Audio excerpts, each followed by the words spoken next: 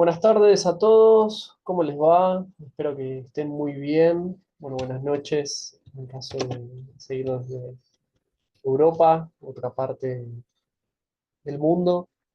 El día de hoy estamos en una nueva conferencia internacional de este ciclo de conferencias sobre Italia y las relaciones internacionales. En esta segunda conferencia, en esta segunda jornada, tenemos el placer de contar con Leonardo Lucchesi, un gran expositor, a quien le damos la bienvenida, que desde Florencia se ha conectado con nosotros. Gracias, Leonardo, es un placer contar con tu presencia. Y desde ya volverles a comentar que la primera conferencia con Gabriele La Espina ya se encuentra en YouTube para que la puedan ver. Y luego esta también la vamos a subir y compartir en nuestras redes sociales para que puedan revisarlo. Para nosotros es muy importante eh, no solo contar con Leonardo el día de hoy junto a nosotros, sino seguir expandiendo y abriendo, ampliando las fronteras, tanto sociales como culturales, como de lenguaje y de idioma, y poder nosotros tener una cercanía con la nación italiana a partir de lo que hoy nos va a contar Leonardo. Eh, y es sumamente importante y relevante aprovecharlo, Leonardo, que se encuentra aquí, y hacerle preguntas, hacerle comentarios, para poder también empezar a conectarnos aún más entre naciones, eh, particularmente entre la Argentina e Italia, pero también entre regiones. Es fundamental que empecemos a tener mucho más vínculo y más abordaje entre América Latina y Europa, y con grandes expositores y personas como aquí Leonardo. Sin más, le cedo la palabra ahora sí a Federico Vélez Bergami, quien va a estar presentando a Leonardo y quien va a hacer las traducciones correspondientes para esta conferencia. El mayor de los éxitos y muchas gracias por sumarse.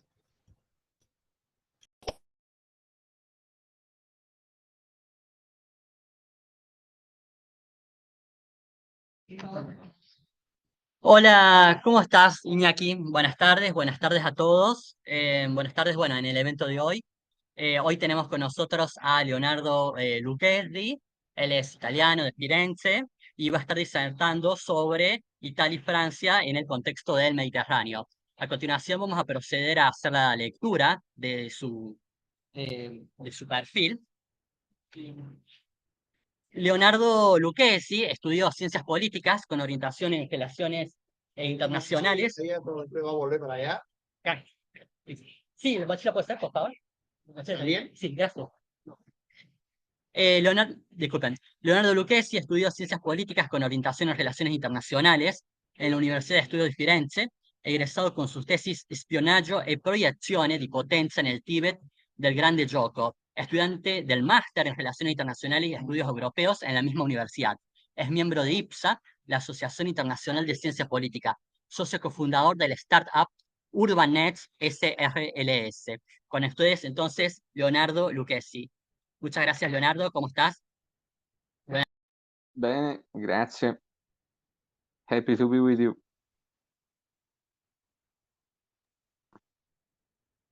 Ok, allora vi ringrazio per l'invito, è sempre un piacere prendere parte a degli interventi come questo. Io dovrò parlare oggi del rapporto che esiste, della relazione che esiste tra Italia e Francia. Ovviamente il tema è complesso e quindi mi sono proposto di farlo sfruttando diciamo 3 punti chiave che possono dare un'idea specifica della questione. Se vuoi tradurre questo intanto, così poi vado diretto.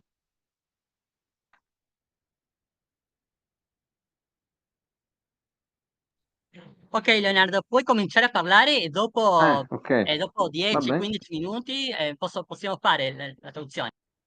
Ah, va bene, ok.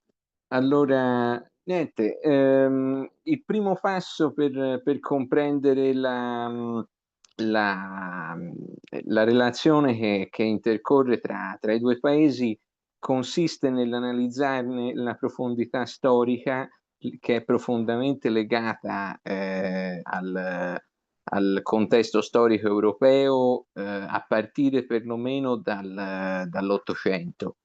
In questo quadro, quando sussisteva il problema unitario, cioè vale a dire quando ancora il Regno d'Italia non si era formato e la penisola era suddivisa in numerosi stati di dimensione più piccola, il Regno di Sardegna, il Piemonte, che aveva, diciamo, un ruolo più proattivo nel contrastare la potenza austriaca, venne supportato dalla Francia, anche dall'Inghilterra, ma sicuramente in primo luogo dalla Francia, vista la vicinanza geografica e vista anche in parte la parziale comunanza di interessi, nel contrastare il predominio austriaco, aprendo così la via alla formazione dello Stato italiano. Questo in che modo è possibile vederlo a livello specifico? Se si considera che a metà Ottocento, dopo il congresso di Parigi, all'indomani della cosiddetta guerra di Crimea, Cavour riesce a portare per la prima volta all'attenzione delle grandi potenze europee il problema dell'Italia, dell'unità italiana. In quel contesto, Napoleone III, leader francese dell'epoca, si avvicina al Regno di Sardegna e lo fa ovviamente non perché avesse un proposito altruistico verso l'ideale dell'Italia unita, ma perché pensava di poter estendere l'influenza francese quantomeno sul nord Italia a discapito dell'Austria. Ovviamente però questa era una comunanza di interessi che fece sì che si creasse una sinergia con il Piemonte di Cavour. Venne firmato nel 1858, o meglio, venne stretto un trattato che rimase al tempo segreto tra Piemonte e Francia, nella località termale di Plombières, durante il quale si concordò, Cavour e Napoleone III concordarono che il Piemonte avrebbe, come dire, provocato l'intervento austriaco e quando questo fosse avvenuto, ovviamente ai danni del Piemonte, la Francia sarebbe intervenuta in soccorso del Piemonte e quindi insieme piemontesi e francesi avrebbero ricacciato al di fuori dell'Italia, del territorio della penisola italiana, gli austriaci. E questo è ciò che puntualmente avvenne con quella che nella storiografia italiana è definita seconda guerra di indipendenza. Significative sono state le battaglie di Magenta e Solferino, in cui appunto l'intervento militare francese riuscì ad aiutare i piemontesi a sconfiggere gli austriaci. In cambio la Francia, ovviamente da lì poi gli sviluppi storici hanno portato non tanto a un'estensione dell'influenza francese, quanto più a catalizzare, a favorire l'unità italiana, anche grazie a Garibaldi e a tutto il resto della storia che è ben nota. Però comunque in cambio la Francia ricevette i territori di Nizza e della Savoia, da sempre francofoni, e, come dire, consolidarono quella che è stata poi un lungo rapporto di reciproca influenza. Vi do soltanto un'altra traccia di questo. Considerate che, ad esempio, il Piemonte, che già risentiva molto dell'influenza francese, e all'indomani dell'unità l'intero Regno d'Italia, hanno ereditato il sistema burocratico di strutturazione dei ministeri e il tipo di carriera per concorso pubblico che si fa nei ministeri e negli altri apparati pubblici, che è presa, è copiata, diciamo, dall'esperienza francese di derivazione napoleonica. Questo solo per dare una pillola di questo tipo di influenza. Ovviamente poi il rapporto, senza stare ad analizzare altre questioni troppo nello specifico, il rapporto tra i due paesi. Leonardo? Sì? Ciao Leonardo, posso tradurre un po'? Possiamo Vai, parlare un vai, po'? tranquillo. Fermami te Ah, quando ok. hai bisogno. Bene, lo que Leonardo habló entonces en resumen, él habla de tres puntos claves para poder entender esta relación entre Italia y Francia con el Mediterráneo. Sostiene que el primer paso para poder comprender esta relación que existe entre estos dos países es analizar en profundidad la cuestión histórica, que está ligada entonces al contexto histórico europeo a partir del 800, a partir del 1800. En este cuadro es cuando existía un problema de unitario. Nos remontamos a la época cuando Italia todavía estaba dividida en pequeños estados. En este contexto, el reino de Cerdeña tenía un rol activo buscando contrarrestar la potencia austriaca, que venía ofuscada, que venía aplacada por Francia y por su vecindad geográfica, por este vínculo con Francia. Eh, y contrastándolo con el dominio, por otro lado, austriaco, ¿no? Todo esto en sí buscando fomentar la conformación del Estado italiano. A mitad del 800, entonces, en la conferencia de París, Napoleón, ¿sí? Como líder de la época, se aproxima al reino de Sardeña y lo hace no con el propósito austrista, un propósito altruista de ayudar a Italia, sino porque buscaba pensar en extender el dominio de de esta potencia francesa sobre Italia, sobre el norte de Italia, ¿sí? Y en 1858 se firma un tratado que permanece secreto entre estas dos partes, en el cual un tratado de una alianza estratégica eh, de defensa, de tipo defensivo, entre Piamonte y Francia, durante la cual se acuerda que si el Piamonte provoca una intervención sobre el Austria, Francia ayudaría entonces a Italia. Y esto es lo que viene a ser definido como una segunda guerra de independencia. Esta intervención francesa ayudó a los italianos a derrotar a los austriacos.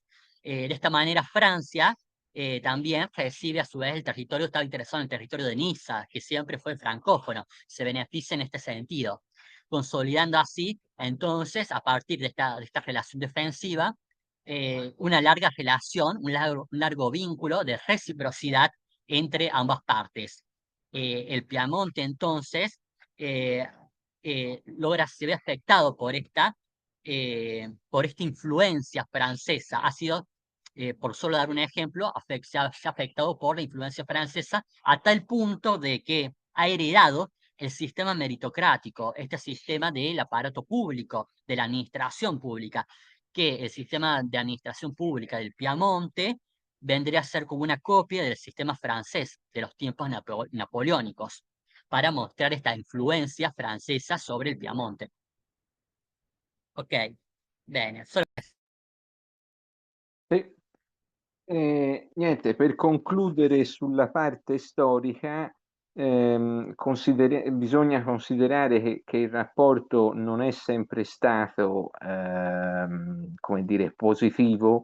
Ci sono state delle fasi alquanto problematiche, sia, diciamo, all'indomani del periodo che trattavamo adesso, perché, diciamo, i francesi fino alla battaglia di Sedan proteggevano il papato impedendo che potesse essere unificato al resto del Regno d'Italia.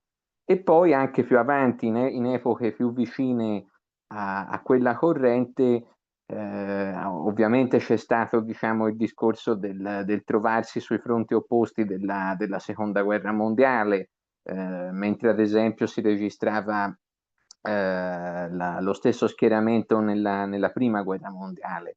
Durante il Novecento, durante la seconda metà del Novecento, si è poi cominciato a vedere lo sviluppo di una non proprio rivalità quanto competizione parallela, si potrebbe definire, a livello di interessi e di proiezione di potenza tra Italia e Francia per quello che riguarda il Nord Africa, perché ad esempio l'Italia sosteneva la Libia di Gheddafi, mentre i francesi ovviamente avevano e tuttora cercano di conservare la presenza tramite quella che viene definita France Afrique, quindi il sistema di ex colonie francesi in Africa, e in particolare erano molto legati allo Stato del Chad, che negli anni '80 venne a trovarsi in guerra con la Libia sostenuta dagli italiani.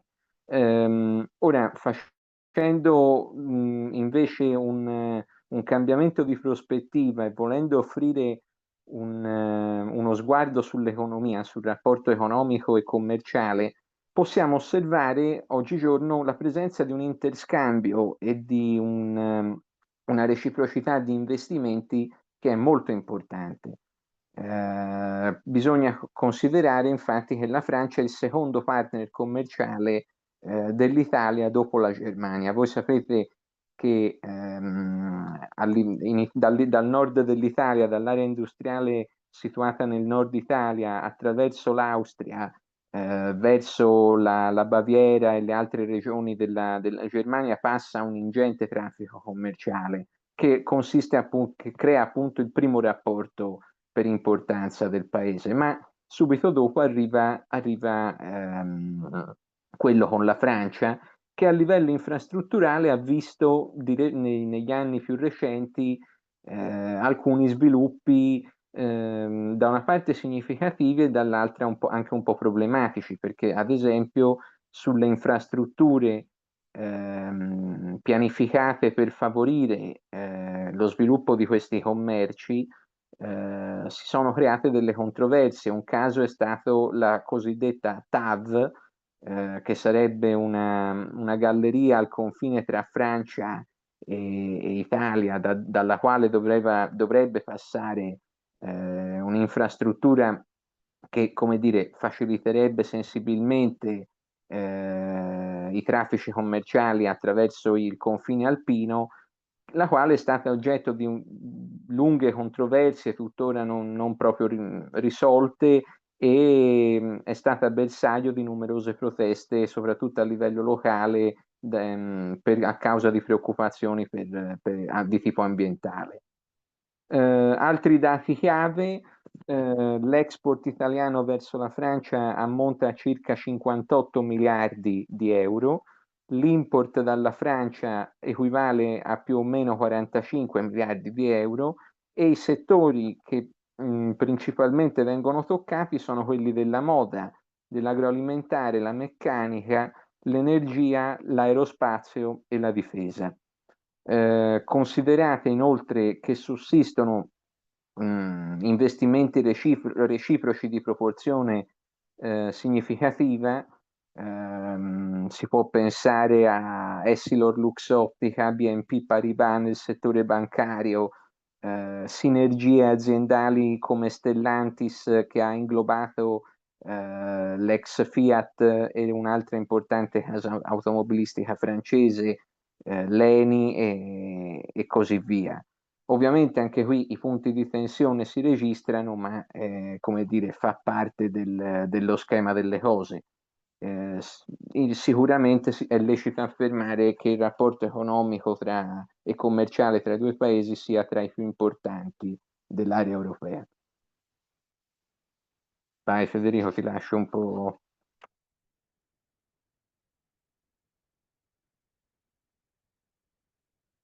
Federico? Sí, ahí está terminando de escribir.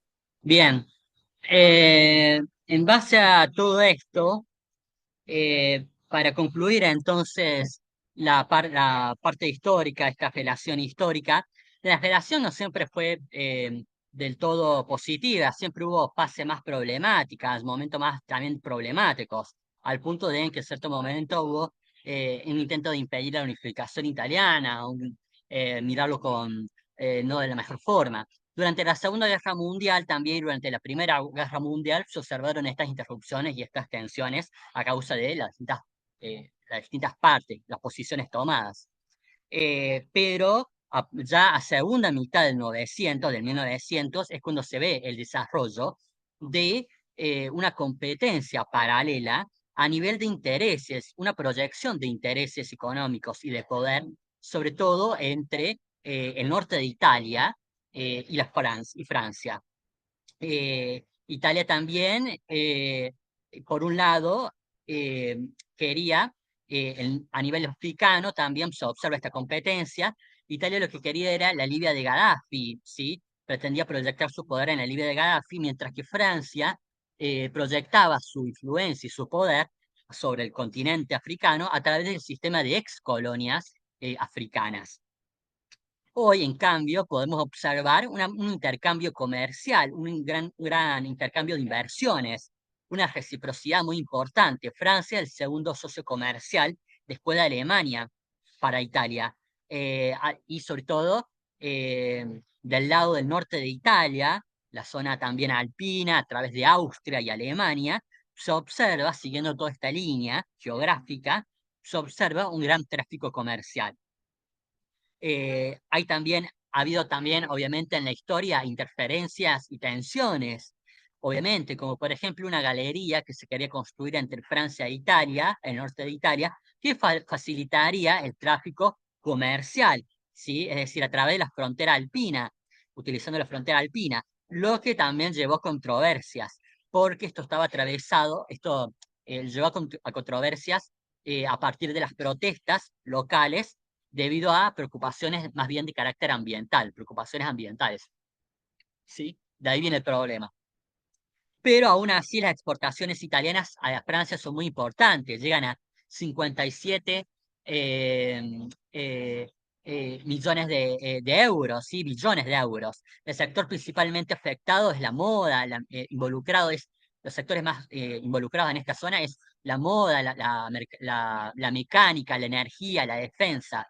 Existen también inversiones recíprocas muy significativas, como pueden pensarse en el sector bancario automovilístico, ¿no? Obviamente, entre estos dos países, Italia y Francia, se observan tensiones, pero esto forma parte del esquema, forma parte del panorama, ¿sí? Se puede decir, más allá de todo, a pesar de todo esto, que son dos relaciones de Francia e Italia, una de las relaciones más importantes de toda Europa. Ok, finito. Per venire all'ultimo spunto di riflessione che concerne diciamo il rapporto e la cooperazione sul piano geostrategico, è da osservare come punto nodale la firma del Trattato del Quirinale nel 2021 a Roma da parte del presidente Macron e dell'allora premier primo ministro Draghi, un trattato che era stato, diciamo, si era iniziato a promuovere anche negli anni precedenti, poi era rimasto, come dire, non se n'era più parlato e poi Draghi e Macron lo firmarono nel 2021. L'obiettivo era e rimane quello di rafforzare la cooperazione bilaterale tra i due paesi e rendere il partenariato tra i due paesi sempre più consolidato ed efficiente. Tale partenariato deve toccare alcuni settori e tematiche principali, che sono difesa e sicurezza, energia e adattamento, transizione ecologica, l'istruzione e la tecnologia, soprattutto nei suoi impatti industriali. Vi sono ovviamente sul piano della difesa la volontà di organizzare missioni militari comuni e di allargare e rafforzare la cooperazione in ambito intelligence e sicurezza informatica. Un esempio che si può fare da questo punto di vista riguarda le missioni italiane che già da prima della firma del trattato erano state create in Niger e in altri paesi dell'area africana, nonché la presenza di una base militare italiana a Gibuti, dove persiste anche la presenza di una base francese, così come di molte altre nazioni impegnate in operazioni militari nell'area. Un altro spunto di cooperazione concerne la parte della ricerca industriale e scientifica, perché che non sempre viene ricordata, che abbraccia il tema dell'energia nucleare, perché in Francia si sta facendo ormai da credo almeno un decennio ricerca sulla tecnologia dei reattori a fusione nucleare, in cui l'Italia, tramite i suoi istituti di ricerca, è attivamente coinvolta e anche poi ovviamente a livello aziendale. Ultimo tema interessante, il partenariato che riguarda le aziende dell'aerospazio, in particolare con le sinergie createsi tra la Leonardo Finmeccanica, importante gruppo di aerospazio e difesa italiano, e la società francese chiamata Thales. Questo è una sinergia industriale ed aziendale molto forte e molto attiva a livello europeo e non solo, anche a livello internazionale, che viene guardata con molto prestigio dagli altri attori internazionali. Questo insieme di considerazioni ci porta poi a vedere la volontà di individuare e di consolidare una cooperazione in ambito europeo e mediterraneo sempre più rafforzata. Italia e Francia cercano, o perlomeno cercavano quando si è firmato il trattato, di divenire pilastri sempre più importanti di una nuova sovranità strategica europea, questione che è emersa, diciamo, in virtù degli ultimi sviluppi securitari avvenuti nel continente. Ultimamente il rapporto tra i due governi si è raffreddato, perché quando il governo Draghi è stato sostituito dal governo Meloni attualmente in carica, le differenti appartenenze politiche tra il presidente Macron e la presidente Meloni hanno fatto sì che i due governi non vivessero una fase di serenità nei rapporti. Adesso sembrerebbe che un nuovo equilibrio si possa raggiungere, perché da qualche settimana si è svolto un incontro tra Macron e Meloni, in cui si è ribadita la volontà di continuare ad operare nel solco del Trattato del Quirinale. Quindi quello che ci si può aspettare è che, seppur tra varie problematiche di incertezze, vista la natura altalenante di questo rapporto, permanga comunque in futuro la volontà come dire, di rafforzarlo e di mantenerlo stabile e diretto. Un ultimo spunto che vi vorrei dare prima di concludere riguarda il fatto che sia la Francia sia l'Italia sono attive nel promuovere e nell'organizzare missioni per la sicurezza navale in cooperazione con gli alleati della NATO fino ai mari dell'Estremo Oriente, e quindi in cooperazione poi con il Giappone, la Corea del Sud e gli altri attori che ricercano un nuovo equilibrio di potenza e di deterrenza nei riguardi della Cina.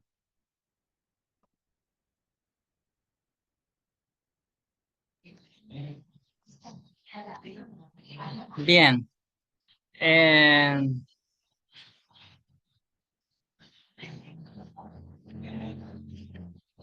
Por último, siguiendo lo que le decía Leonardo, obviamente, para poder llegar a este punto del plano geoestratégico, llegando entonces, para poder llegar a hablar a la hora de hablar de este plan geoestratégico, llegando a este punto ahora, pasa a hablar de las distintas medidas que se tomaron. Por ejemplo, él afirma que se observó la firma Se puede observar, por ejemplo, la firma en 2021 del Tratado del Quirinale por parte del presidente Macron y del primer ministro italiano de ese entonces, Mario Draghi, que es un tratado promovido, que había sido promovido y buscado desde años anteriores. Draghi y Macron fueron quienes lo firmaron. Su objetivo era reforzar la cooperación bilateral y también el partnership, este asociacionismo, por así decir, el cual involucra ciertos sectores como la defensa, la seguridad, la energética, el adaptamiento, la transición ecológica, la educación y la tecnología sobre todo haciendo foco en el impacto industrial.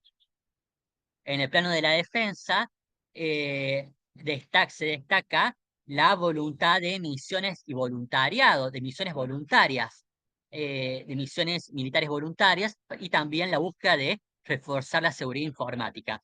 En este aspecto, justamente, las misiones italianas, se han realizado misiones italianas mucho antes de firmar el tratado, por ejemplo.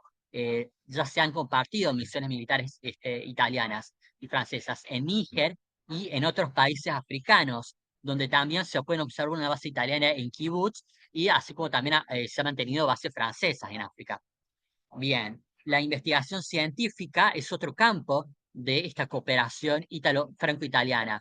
La cooperación nuclear. Francia desarrolla reactores nucleares. De esta manera, Italia lo que se involucra a través de sus centros de investigación y sobre todo a nivel empresarial, colabora con este desarrollo nuclear francés. El último punto de este asociacionismo, por así llamarlo, francés-italiano, es a través por ejemplo, del grupo Leonardo, este grupo empresarial tecnológico, este grupo haciendal tecnológico italiano de gran prestigio, y Francia, ¿sí? Este asociacionismo está muy activo a nivel europeo y a nivel internacional y cuenta con mucho prestigio.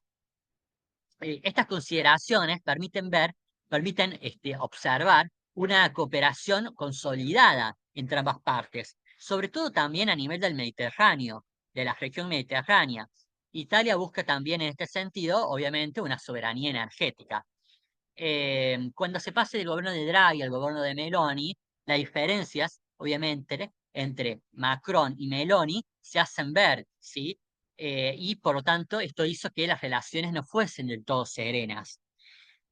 Obviamente que, por supuesto que el nuevo equilibrio se ha podido alcanzar, parece que se ha podido, a pesar de esto, alcanzar un nuevo equilibrio en ambas relaciones. Hace unas semanas hubo una reunión entre Macron y Meloni, donde se acordó continuar, reforzar justamente el plan, el tratado del Quirinale, ¿sí? Y un último punto de encuentro es entre Francia e Italia, donde se pueden ver la relación tan activa, es las misiones navales que se llevan a cabo junto con la OTAN, obviamente, buscando, obviamente, un equilibrio de defensa, en el plano internacional.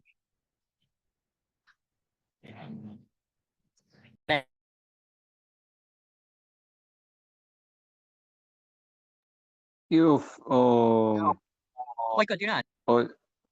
se volete, io ho anche ho esaurito, diciamo, gli spunti principali. Ovviamente spero di aver mostrato quelli che sono i potenziali e anche, diciamo, le controversie di questo rapporto. Non so se poi avete delle domande o necessità di approfondire alcuni punti più specifici. Però ecco, appunto, si tratta di una relazione che è controversa, ma allo stesso tempo vitale per gli sviluppi sia legati all'Unione Europea, sia legati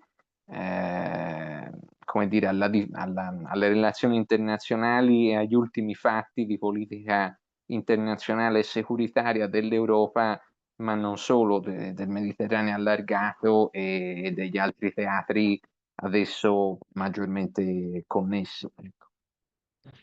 Ok, Leonardo dice que ha sido bastante exhaustivo al tratar de explicar la relación esta relación entre Francia e Italia, así como también ha buscado explicar también el aspecto más europeo, ¿sí? Los actores también principales europeos, la relación dentro de Italia y Francia en Europa, pero también en el Mediterráneo. Si hay alguna pregunta, si alguno tiene alguna pregunta, eh, Leonardo, bueno, molte grazie, innanzitutto molte grazie.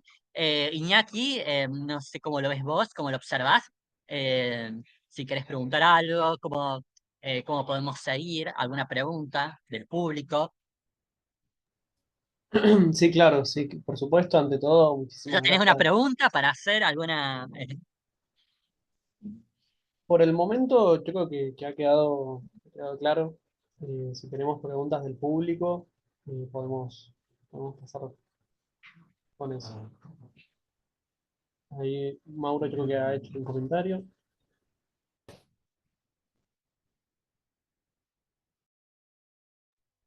Había una domanda, Leonardo.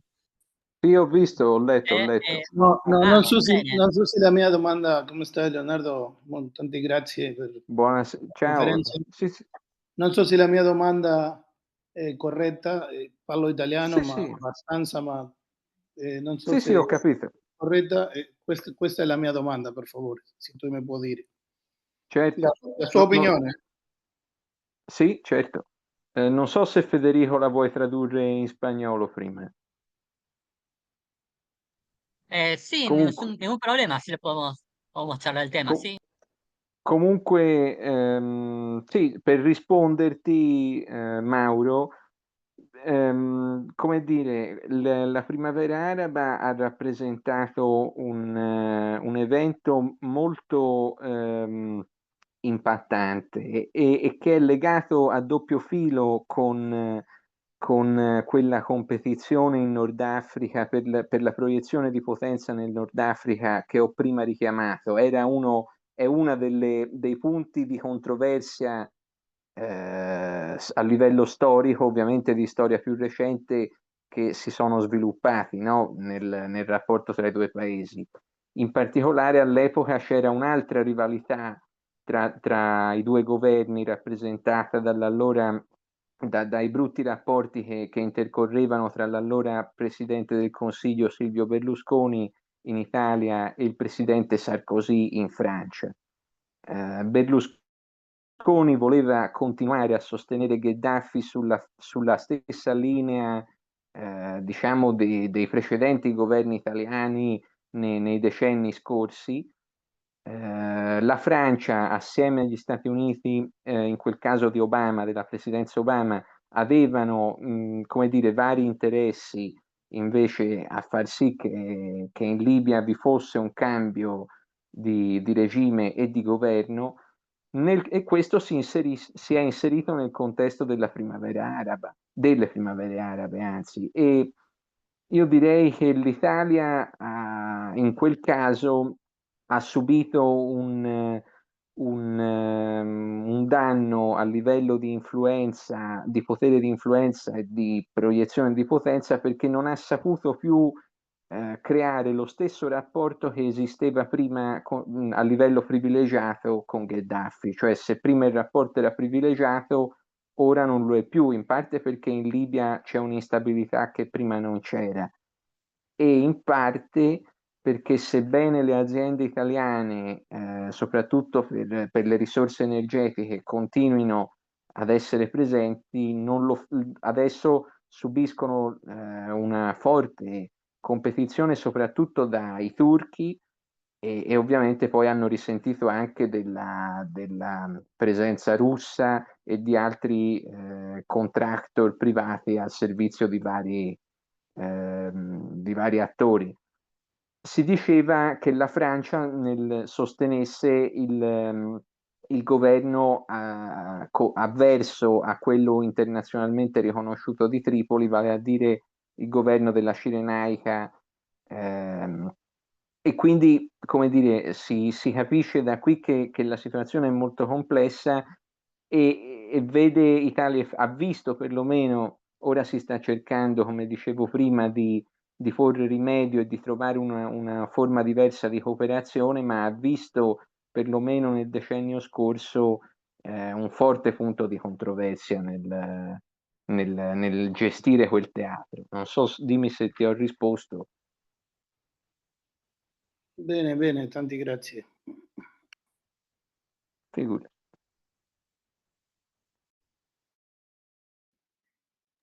Bene,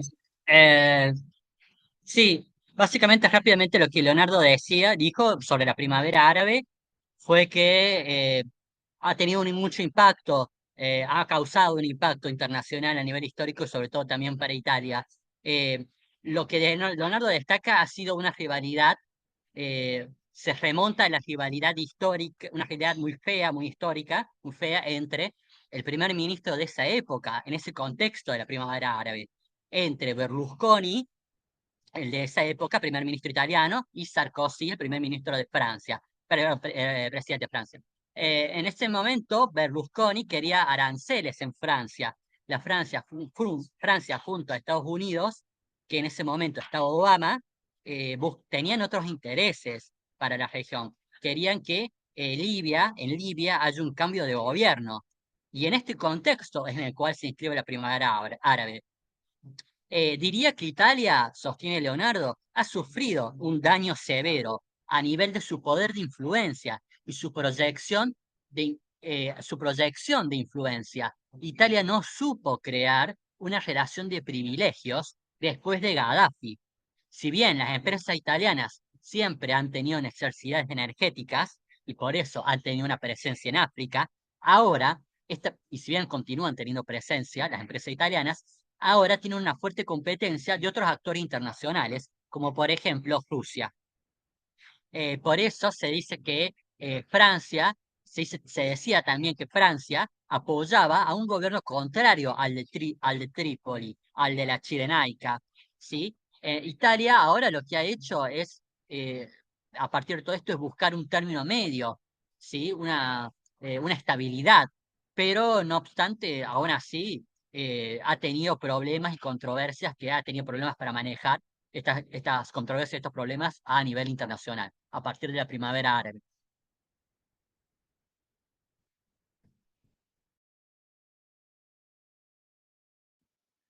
Gracias también, Fede, también, es muy amable, gracias, vamos. In questo senso, Leonardo, possiamo vedere che il bilancio, a causa della primavera arabe, non è stato molto favorevole, no ha sido muy favorable el impacto que ha tenido la primavera árabe, creo que ese es el objetivo de Leonardo, no ha sido del todo favorable para Italia. Italia no ha sabido cómo manejarse ante una situación que antes quizás la tenía controlada, ¿no? Hubo un cambio geopolítico. Creo que eso más o menos lo que intenta transmitirnos Leonardo, que fue muy convulsionado, ¿no? Y que le llegó de sorpresa quizás a Italia. Considera No sé si hay alguna Federico, pregunta. Sí. considera Federico che negli ultimi anni, proprio molto di recente, l'Italia ha cercato di instaurare rapporti, di rinnovare rapporti strategici anche con la Tunisia e con l'Algeria, con quest'ultima soprattutto per quanto riguarda l'approvvigionamento energetico di gas, proprio per sopperire alla mancanza di un legame più stabile con la Libia come c'era prima.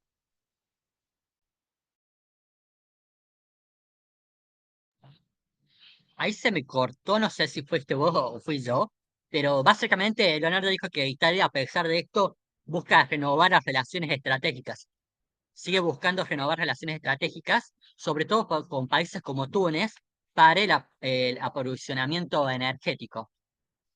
Más es cierto que, creo que lo habíamos visto también con Gabriel en la reunión pasada, que Italia tiene un gran interés por la cuestión energética. Por eso estas alianzas con los países del norte africano son estratégicas, sobre todo cuando hay una Rusia que está peleada con Europa. Sabemos que ya es una nueva rivalidad.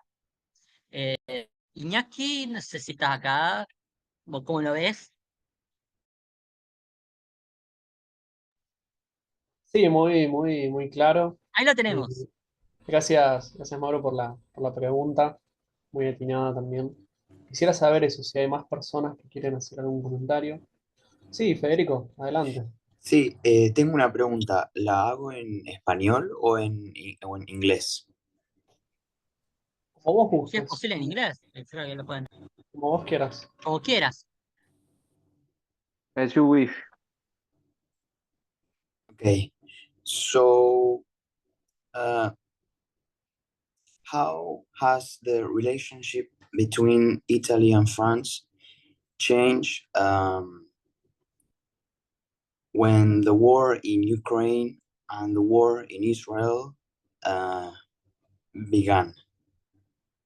And also, I remember I saw a couple of videos of Meloni in which she criticized the relationship between France and Sahel or West Africa, and I think that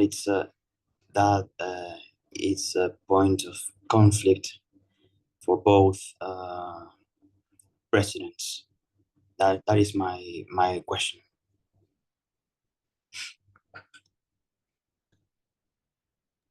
Yes, gli rispondo in inglese, Federico.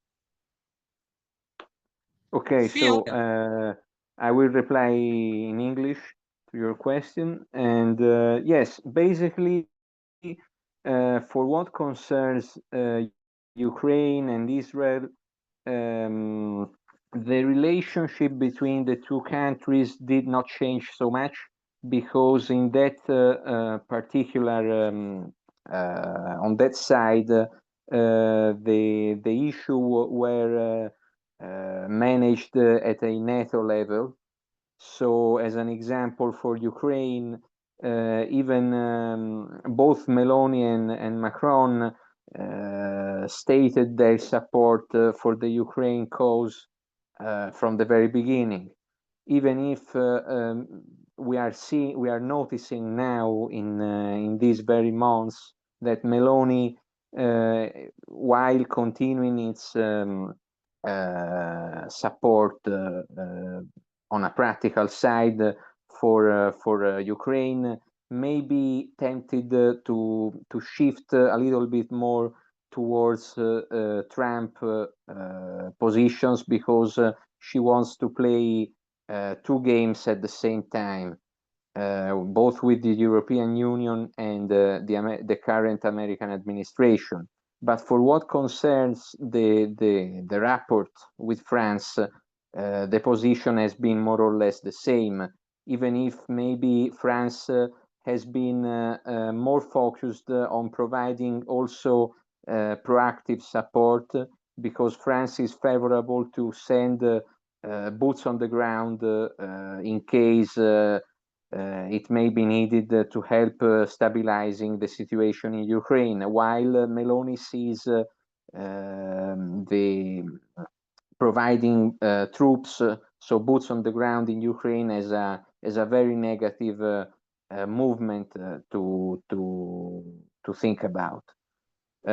Israel and Palestine is a different situation. In that case, also the relationship did not suffer from many point of views, because the alliance, let's say the strategic relationship with Israel is something consolidated both for Italy and for France.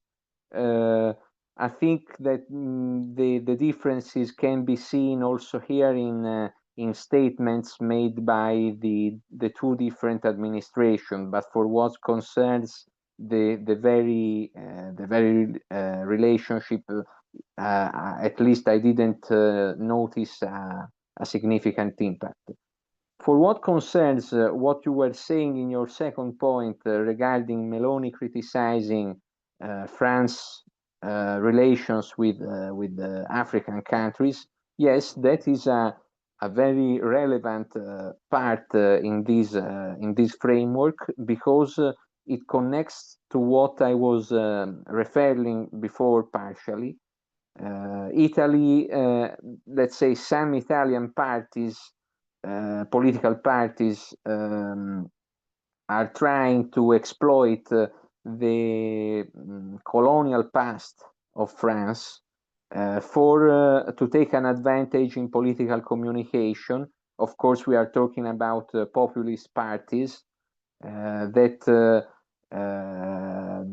see in France and in criticizing France and also other major European countries a positive thing to do in order to reinvigorate their own electorate.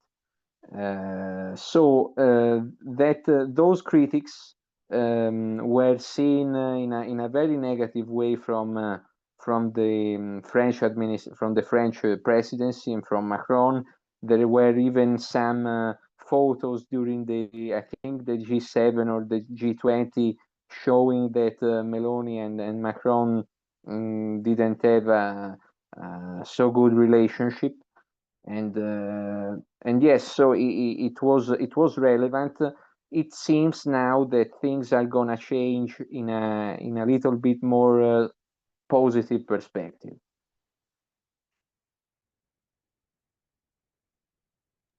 Thank you.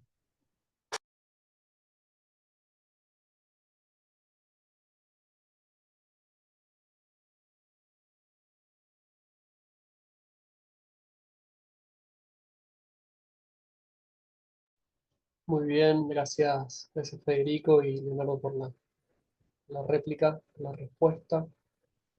¿Alguien más tiene algún comentario, alguna pregunta?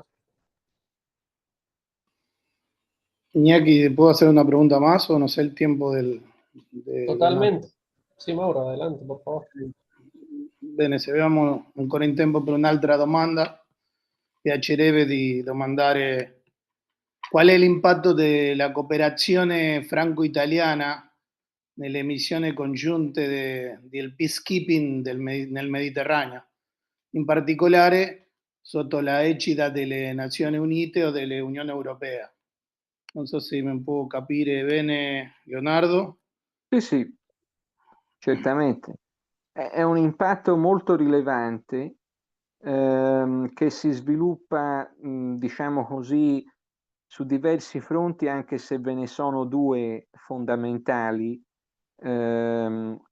Uno riguarda, diciamo, l'area del Sahel, del Nord Africa, che si richiamava anche prima, e come dicevo, i francesi avevano lì una presenza molto, diciamo, storica e molto più consolidata rispetto a quella italiana, in virtù sia del passato coloniale sia del mantenimento della loro influenza nell'area con il sistema della France-Afrique, che gli ha permesso non solo di mantenere delle missioni militari più o meno permanenti nell'area, ma anche rapporti più favorevoli con i vari governi locali.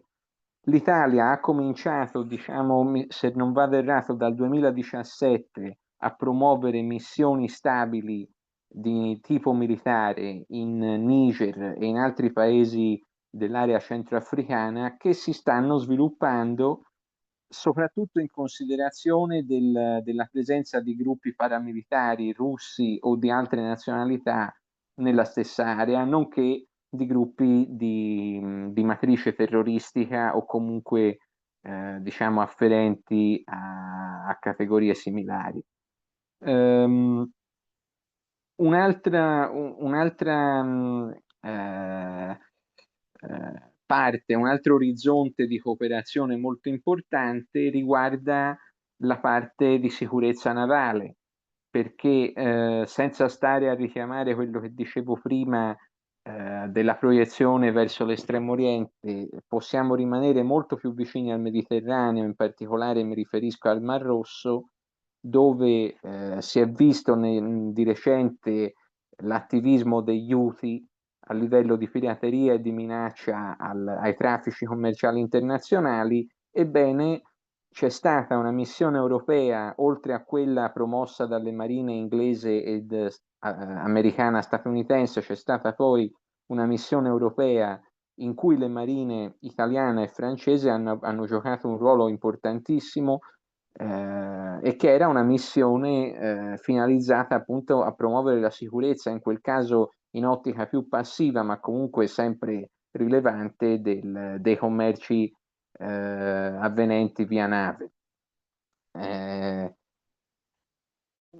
Poi per quanto riguarda, diciamo, a sfondo generale, il peacekeeping e la cooperazione sotto l'egida ONU, sia l'Italia sia la Francia, diciamo, è un tema in cui che trascende il rapporto diretto tra Italia e Francia e che le vede entrambe sempre partecipare con un attivismo diretto, perché lì si gioca, diciamo, su un piano superiore, che è quello della cooperazione ONU internazionale.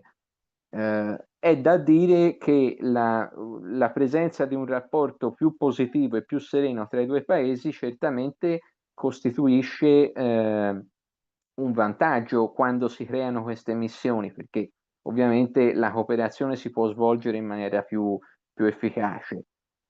In molti in Italia non lo capiscono, cioè il sentimento italiano nel mondo accademico, nel mondo aziendale, anche forse militare un po' meno, tende a vedere la Francia più come un competitor che come un alleato, o meglio, come un competitor nonostante l'alleanza.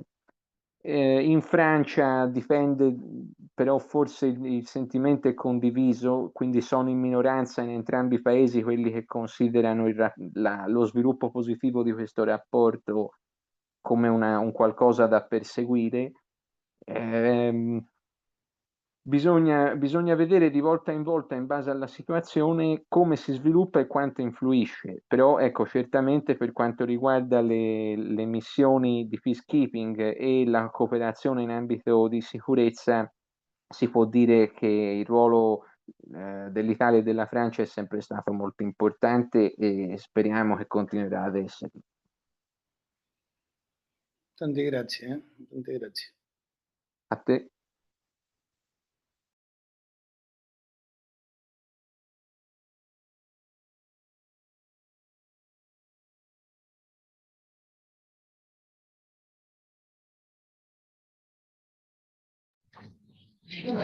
Bene, allora, bueno, Iñaki, bueno, no sé si querés decir algo.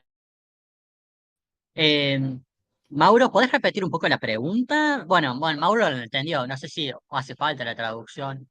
Está ¿Cuál era la debajo, última me pregunta que parece. L'aveva scritta, mi sembra. Sí, bueno, ¿cuál era el impacto de la cooperación franco-italiana en las misiones de mantenimiento de la paz en el Mediterráneo, en particular bajo el eje de Naciones Unidas y de la Unión Europea? Claro, era esa. Yo la dejé copiada ahí para que se pueda ver. Ah, con razón, sí. Y yo me había quedado tranquilo porque, bueno, Mauro lo había entendido, obviamente. Eh, Básicamente, Leonardo, para terminar, bueno, no quiero sacar mucho tiempo tampoco, habló de las misiones que ha tenido Italia.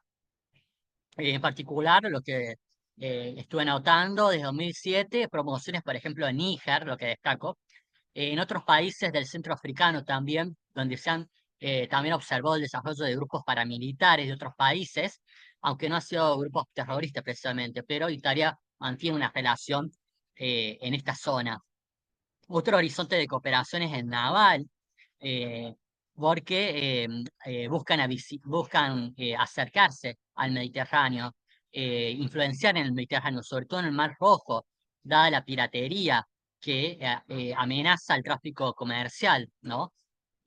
También ha habido una misión europea en esta zona, sobre todo participando la Marina italiana y la francesa, que han tenido un rol muy importante para mantener la seguridad comercial dada la piratería. En cuanto al peacekeeping, por Leonardo destaca que no excepto algo que obviamente excede a Italia y a Francia, involucra a todos los países. Pero es cierto que una participación activa, una participación contribuye a la estabilidad. una relación más activa, más estable, es mucho más favorable para ambas partes. Y también creo que Leonardo dijo que hay ciertos sectores académicos que ven a Francia como una competencia y no como un aliado, lo cual es necesario cambiar, ¿no? Pero bueno, hay que, a pesar de esta ignorancia de ciertos grupos que ven como una rivalidad y no como una alianza, y que es necesario seguir observando y analizando cómo se desarrolla esta relación. Pero básicamente para Leonardo en materia de cooperación y seguridad, eh, cooperación económica y seguridad, la relación entre Francia e Italia siempre ha sido importante, ¿no? Y bueno, yo creo que todos estamos de acuerdo con esto también. Dos aliados claves. Al igual que también Alemania, ¿no? Bene, non c'è un'altra domanda. No hay otra pregunta. Estamos en 18 horas y 5 minutos. Son las 6 y 5 minutos acá en Argentina. Iñaki, Sí, si alguien tiene una última pregunta o Leonardo puede cerrar con una conclusión en caso de que él lo desee.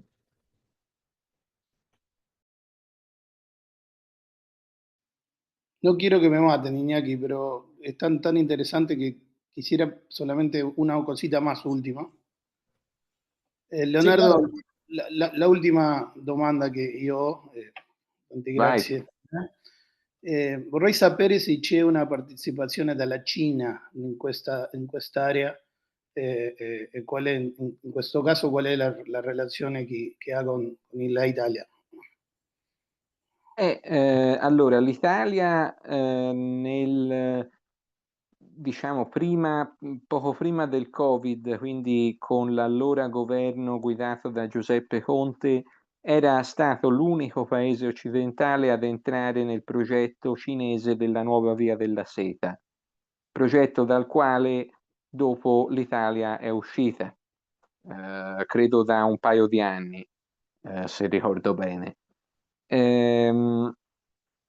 Ora, ovviamente questo era stato visto in maniera negativa non solo dalla Francia, ma anche diciamo, dal resto dei principali alleati occidentali, perlomeno del G7. Perché la Cina rimane, ovviamente non viene vista come un nemico diretto, viene visto piuttosto tuttora come un rivale commerciale e tecnologico.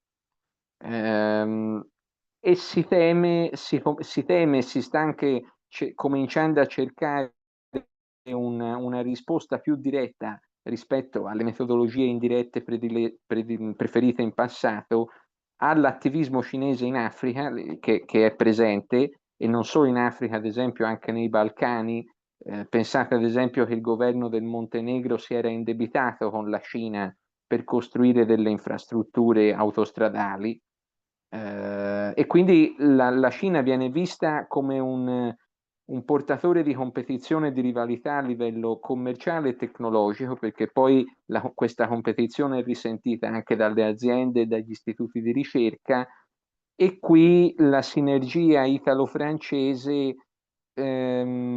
vorrebbe quantomeno cercare con tentativi come il Trattato del Quirinale di sfruttare i punti di forza in comune per rafforzarsi e promuoversi a livello più attivo, più diretto sullo scenario internazionale, anche per contrastare grandi rivali come la Cina, che certamente dà da pensare sullo scenario europeo e mediterraneo.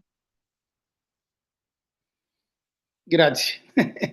Non ho Niente, più domande. Grazie, grazie per il è un tempo piacere. alle altre persone. Molte grazie. Molte grazie. Gracias, Iñaki. Gracias y perdón si me excedí en preguntas, pero me parece que el orador es maravilloso y tenía este interés que quería que me respondiera a esas preguntas. Gracias. Por supuesto, Mauro, están los espacios para esto, justamente, así que gracias a vos por las intervenciones. Bueno, muy bien. Ahora sí, podemos concluir con Leonardo, si quiere hacer alguna última reflexión, eh, así, así también cerramos la conferencia del día de hoy. Per concludere, Leonardo, vuoi fare un commento? Semplicemente vi ringrazio nuovamente sia per l'invito in generale, per la possibilità di intervenire oggi e per le domande molto stimolanti. Quando volete verrò sempre a trovarvi con piacere. Vi ringrazio molto della possibilità.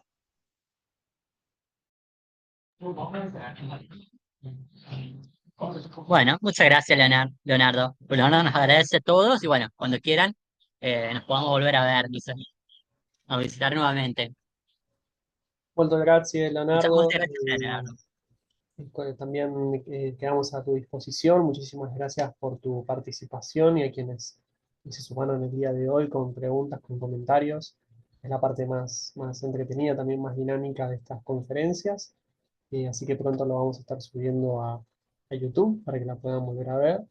De vuelta, estamos agradecidos, Leonardo, por tu participación, por tu presencia y esperamos seguir en contacto para futuras ocasiones y seguir estrechando también los lazos entre Italia y Argentina y ambas regiones. Así que sin más, muchas gracias y nos estaremos encontrando el jueves que viene con la tercera y última conferencia internacional sobre Italia. Así que estén muy bien, que tengan un excelente cierre de semana y bonito fin de semana. Y nos vemos pronto. Chao, chao. Hasta luego. Chao, chao. Chao, Chao. hasta luego. No, gracias, Ciao. gracias, muchas gracias. Gracias. Grazie. Grazie. Grazie por tu. Grazie. Espectacular, Iñaki, gracias a todos.